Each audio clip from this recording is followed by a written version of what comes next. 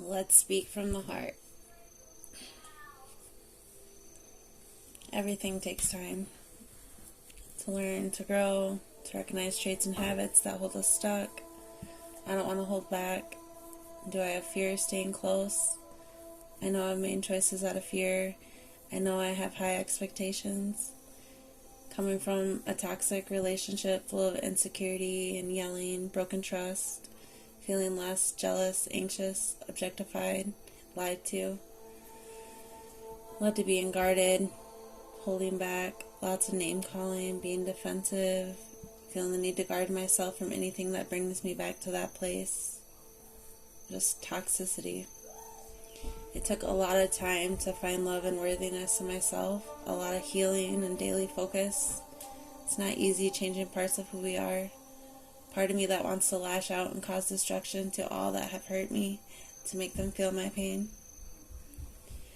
When I've seen there's no advantage with that, the more I choose love over hurt, the more I choose to stay calm in the midst of anger, the more I accepted patience and felt worthy. Day by day I started to see change. I no longer fear things. I accept what I cannot change. Realizing only control I have is my choices. And by those choices, I'll either create or destroy.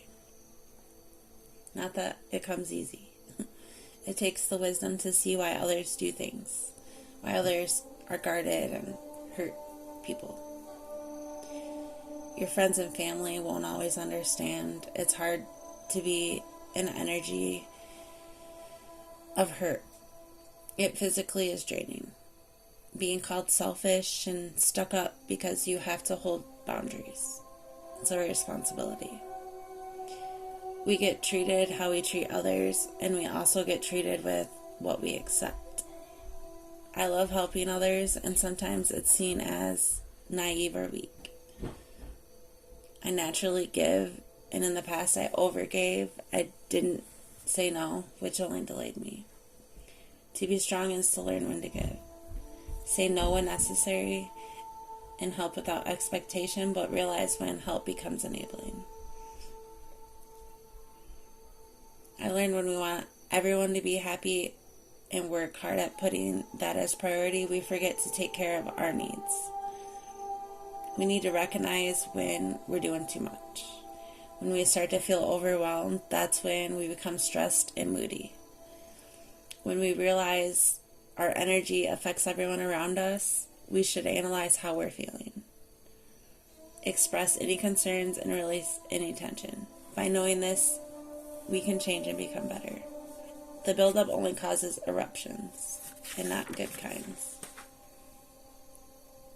You know, we say the silent ones, you have to watch out for them. They're crazy. I understand it now.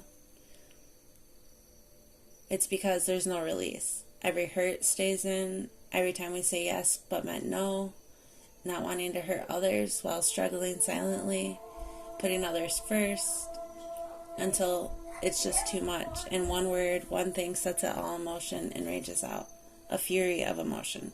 Hell showing its tortured soul. There's a strong need of self-love. To respect yourself like you do others. To show the same care to you first. Don't downgrade to uplift another. Stay on equal ground. Balance is the key to live peacefully. We are with ourselves majority. You spend your time with you. How does it feel? Do you respect you? Do you show up for you? Do you love you? Do you make you happy? Without you, you have nobody. No one. If you don't prioritize yourself, who is gonna?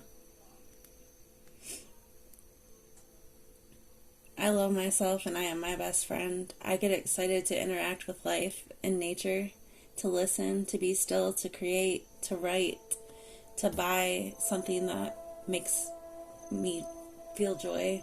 I love to spoil myself. I love being in nature, exploring curiously, watching insects and animals. I also respect myself.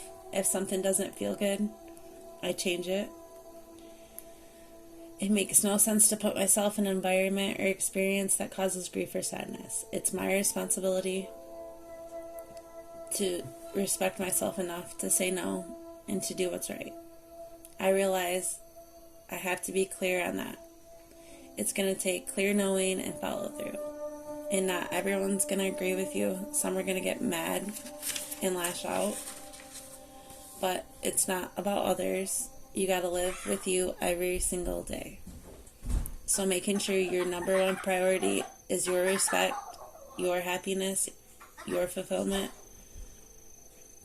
is truly important.